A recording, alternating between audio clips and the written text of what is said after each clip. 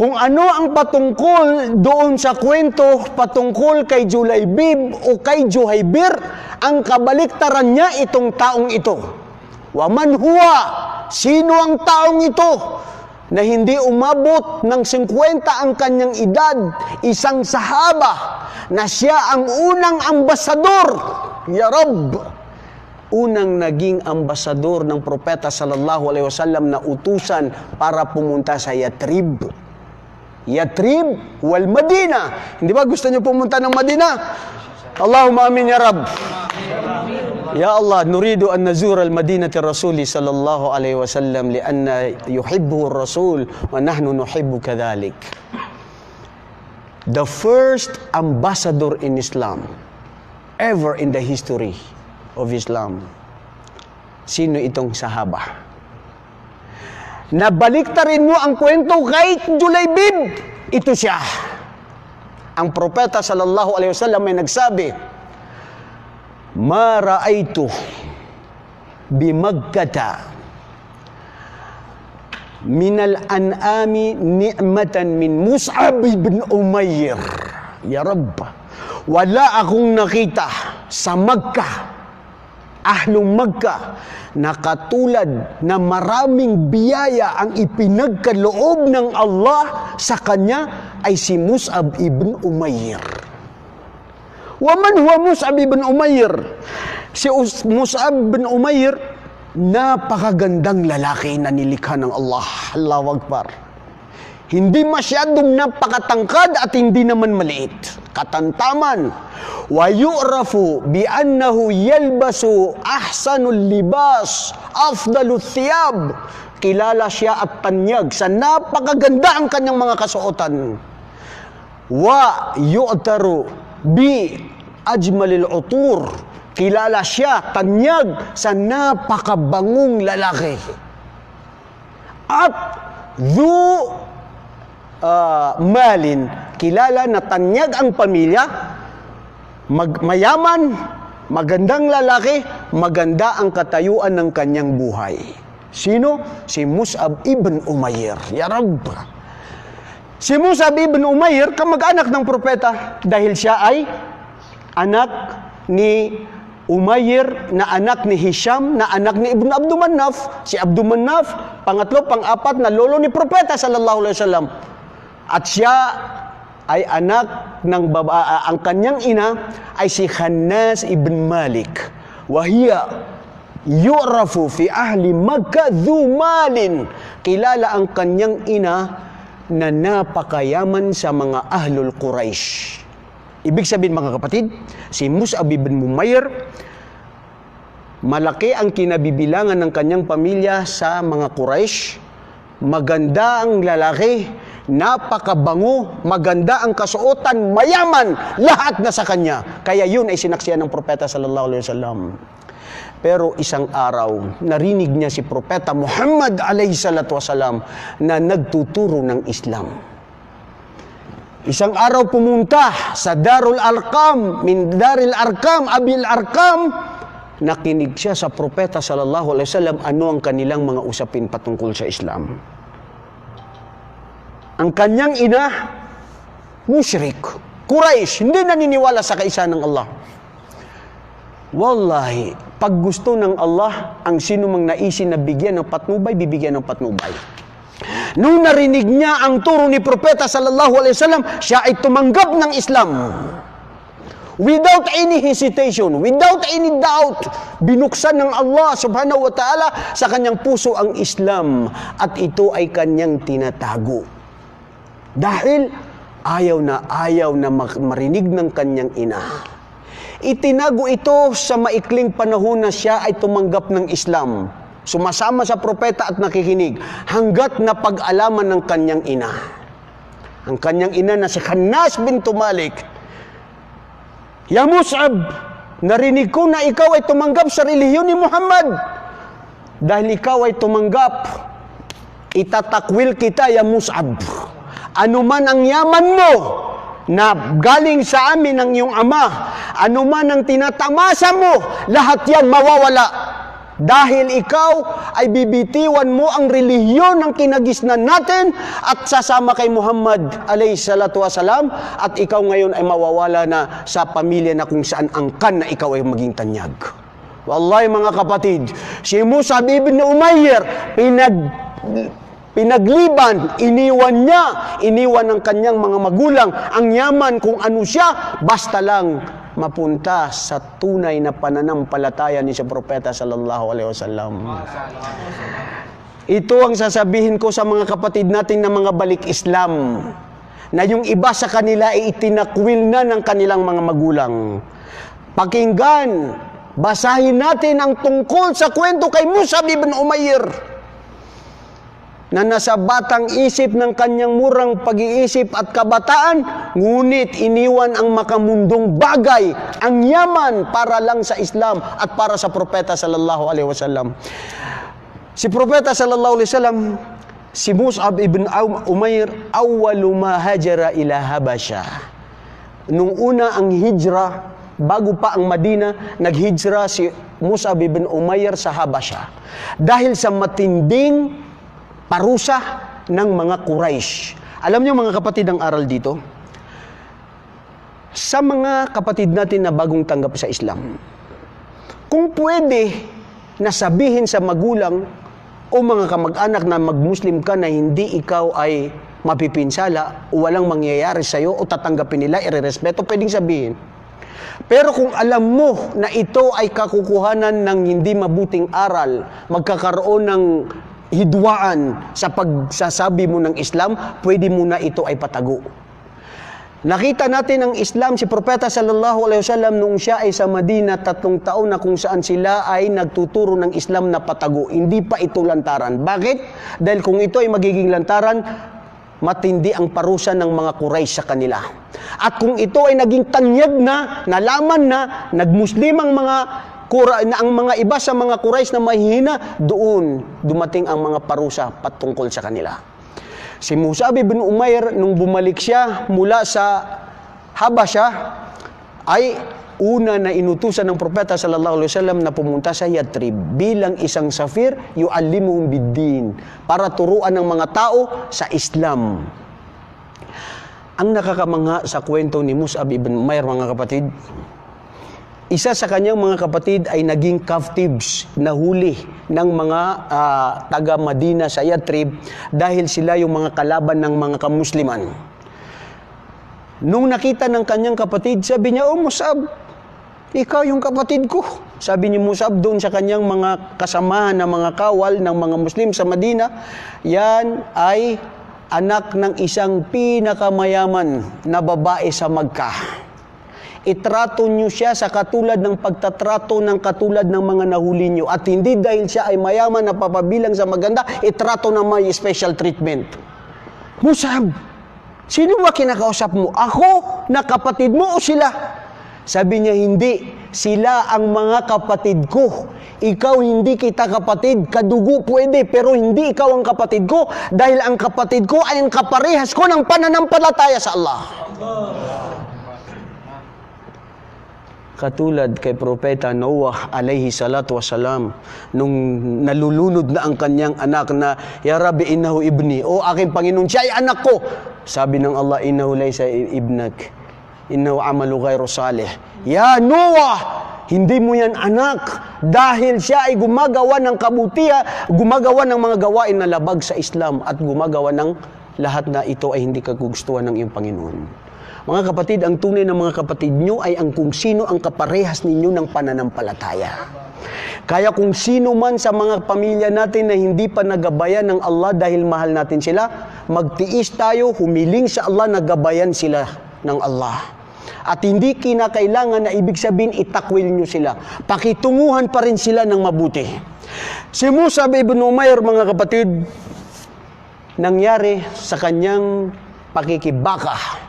Iniwan ng mundo, iniwan ng lahat dahil para lang sa Allah, para lang sa pagmamahal kay Propeta Muhammad alayhi salatu wasalam. Nangibabaw ang araw ng paghukom at hindi ang buhay dito sa mundo. At yan ang dapat sa isang Muslim. na hindi na nagnanais na dapat mahalin niya, mapangibabaw ang pagmamahal sa lahat ng karangyaan dito sa mundo. Dahil lahat ito, alam niya na ito ay hindi magbibigay tulong sa kanya sa kanyang libingan, lalo na sa araw ng paghukom. Yun si Mus'ab ibn Umair. Hanggat siya syahida fi Badran, nakisama sa pakikipaglaban sa Badr. Wa syahida ila Ghazwatul Uhud. Sa Ghazwatul Uhud, mga kapatid, inatasan siya ng propeta sallallahu alaihi wasallam na siya ay Safir, hindi ba? Siya ang ambasador, unang ambasador sa Islam. Nung nakipag-away sila sa Badr, siya ang may hawak ng liwaul muhajirin. Siya yung may hawak ng bandila ng mga kamusliman. Dahil sa oras na iyon na pakikipaglaban, habang nakikita pa ang bandila ng mga Muslim na ito ay nananatiling nakatayo, ibig sabihin malakas pa sila. Si Mus'ab ibn Umair napabalita sa Badr, sa Uhud, na kung saan si Propeta sallallahu alaihi wasallam ay nahirapan ng todo. Nasaktan si Propeta sallallahu alaihi wasallam hanggat natanggal ang isa sa kanyang mga ngipin. Nagkadugo ang kanyang katawan. Nabalita na siya ay napaslang. Sino? Si Propeta sallallahu alaihi wasallam. Hinanap ni Mus'ab ibn Umair si Propeta sallallahu alaihi wasallam para ito ay protektahan. Ngunit nakita ni Mu'tah at Bintalha na siya ang pumaslang at pumatay kay Mus'ab bin Umair sa kanang kamay, kung saan itinataas pa rin ni Mus'ab ibn Umair ang bandila ng mga kamusliman. Nung siya ay pinaslang, pinutol ang kanyang kamay. Hindi nadala ang bandila ng mga Muslim, ginamit ang kaliwang kamay. Nakita ng kalaban, pinutol na naman ang kaliwang kamay.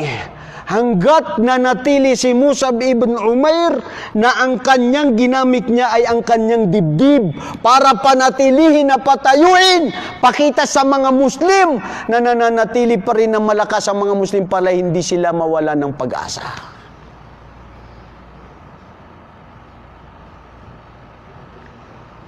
Pinasa ni Mus'ab ibn Umair ang isa sa mga talata sa Quran.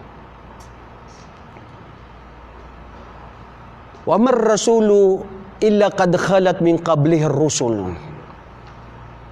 Afa in mata aw qutil fanqalabtum ala aqabikum wa man yanqalib ala aqibay fa inna Allah la yadurru bihi syai'a. Ito si Muhammad, wala si Muhammad maliban sa siya ay sugo ng Allah, na katulad ng mga naunang propeta sa kanya, na sila ay mga sugo na nangamatay na rin. O kung si Propeta Muhammad ay mapaslang, umamatay na rin siya, magtatalikuran na rin kayo, na kayo ay nabigyan ng gabay dahil nawala si Propeta sallallahu alaihi wasallam. Allahu Akbar. Tignan nyo pananatili ng tigib ng pananampalataya ni Mus'ab. Si Muhammad ay wala maliban sa siya ay sugo katulad ng mga sugo na nauna sa kanya, na nangamatay na rin. Si Muhammad sallallahu alaihi wasallam, kung siya ay mapaslang umamatay, tatalikod na rin kayo? Ito ay challenge sa atin lahat. Ikaw na ngayon ay tumanggap sa Islam. Dahil kinukutya ang Islam at ang mga kamusliman. Dahil maraming mga pagbabatikos patungkol sa Islam. Dahil maraming pagsubok na nangyari sa buhay mo. Tatalikod ka na rin? Magiging murtad dahil sa mga pagsubok sa'yo? La, mga kapatid, fa inna Allah la yadurru syai'. Ang Allah subhanahu wa ta'ala ay nananatili at walang mapipinsala sa Kanya at bibigyan ng gantimpala ang mga taong tunay na tigib at totoo ang kanilang pananampalataya sa Allah subhanahu wa ta'ala.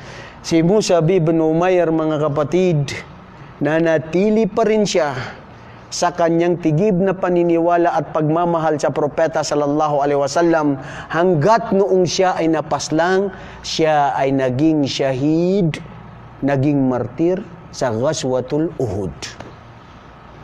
At ito ang masaklap na nangyari sa buhay niya.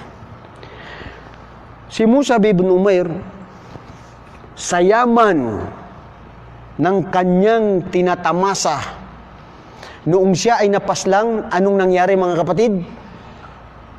Allahu Akbar, Ya Rab. Nung napaslang at nakita ni Propeta sallallahu alaihi wasallam, nakita niya ito yung tao na kilala, tanyag, mayaman, lahat na sa kanya. Ngayon namatay, ipinagpalit ang lahat ng karangyaan sa mundo para lang sa Allah at para lang sa Propeta sallallahu alaihi wasallam. Ngayon ay namatay at magbabalik sa kanyang Panginoon. Wallahi mga kapatid, ang ginamit sa kanya na damit o kumot na bilang pangtakip sa kanyang katawan, pag tinakpan mo ang ulo niya hanggang sa katawan niya, makikita ang paa. Dahil kulang ang damit at tela na itatakip sa kanya. At pag ito ay tatanggalin sa kanyang ulo para ilagay sa kanyang, para takpan ng kanyang paa, para hindi makita, makikita na naman ang kanyang ulo.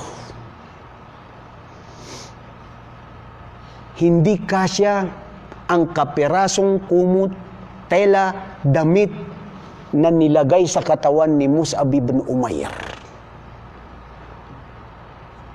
Ipinagpalit ang yaman, ang karangyaan sa mundo para sa Propeta sallallahu alaihi wasallam.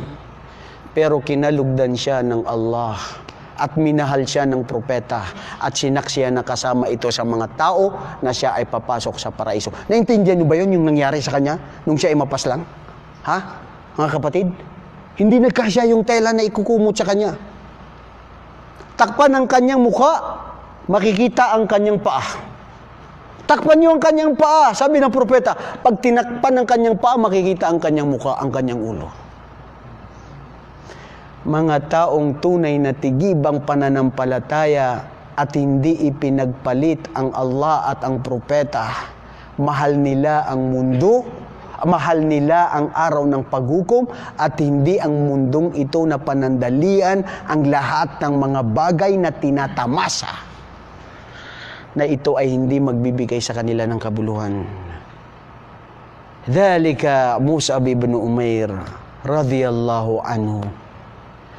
Kinalugdan, mahal ng Allah at mahal ng Propeta Muhammad alayhi salatu wasalam. Mga kapatid, bakit natin ito kinukwento? Minsan tayo sa buhay natin, nakikita natin na tayo ay gusto natin ng mga bagay. Mga bagay na ito ay pwedeng ito ay pagsubok sa atin. Pero alamin natin na ito ay hindi ito mananatili. Pansamantala lamang ito. Tignan nyo ang kwento kay Mus'ab ibn Umair na iniwan ng lahat, itinulak lahat para lang sa Allah at para lang sa Propeta sallallahu alaihi wasallam. Pero nangingibabaw at ang kanyang pangalan ay nakasulat pa rin sa kung ano na hindi na pag-iwanan. Nanatili siya, hindi umabot ng 40 ang kanyang edad. Yung iba naging 41, 42 o bago pa mag-40. Pero subhanallah, nakakaantig, nakakataba ng puso ang pananampalataya ng mga tao, ang mga kasama ni Propeta sallallahu alaihi wasallam na sila ay tunay na mananampalataya sa Allah. Ang aral dito sa mundo, mga kapatid, ang buhay natin, magtipon ka man, isipin mo ang sarili mo na ipaubaya mo lahat ito sa Allah. Lahat ng anuman na tinatama sa mo rito sa mundo, may hangganan ito. Pero ay niling natin sa Allah na panatilihin ang ating pananampalataya, na tigib sa Kanya, na manatili ito dahil ito ang tunay na magbibigay sa atin ng kaligtasan dito sa mundo at lalong-lalo na sa araw ng paghukom. Kalugdan tayo ng Allah, patawarin sa ating mga kasalanan. Subhanakallahumma wa bihamdika astaghfiruka wa atubu ilaik. Assalamualaikum warahmatullahi ta'ala wabarakatuh.